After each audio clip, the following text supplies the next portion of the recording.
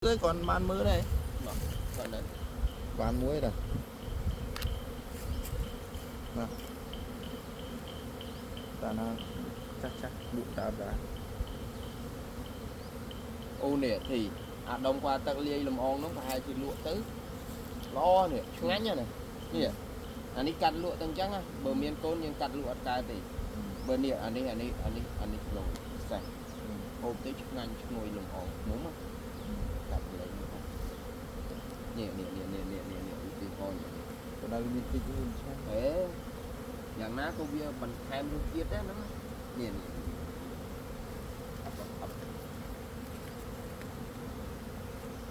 Anh em bỏ mua này chiết ra một chút. Nắng bìa hai miếng kia đấy nhưng mà lựa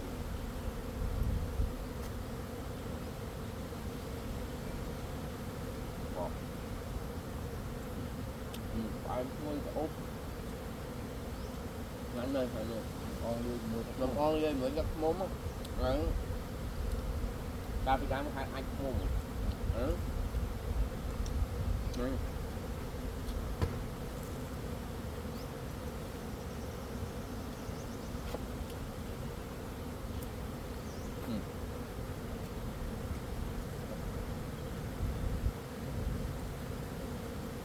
nè ban tụng bị lớn là ở cơ nhà quê những kia nó bị đánh nè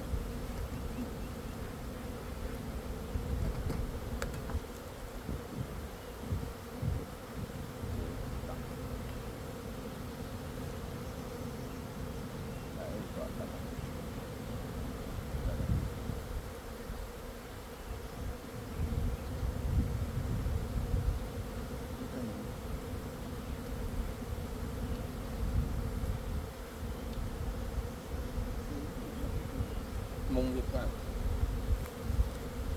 mông vừa nó gọi cơ không mà mông ấy nó cái plan đó là cơ không Các bạn này. Các bạn.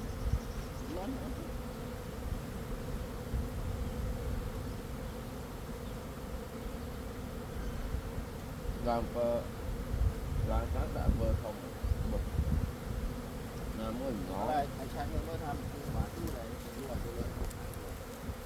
Anh Khánh mới tham. đấy cho nam thấy nó bán cho nam háo thì bà lấy cắt vô bò hên tên lụa sẵn đó nhỉ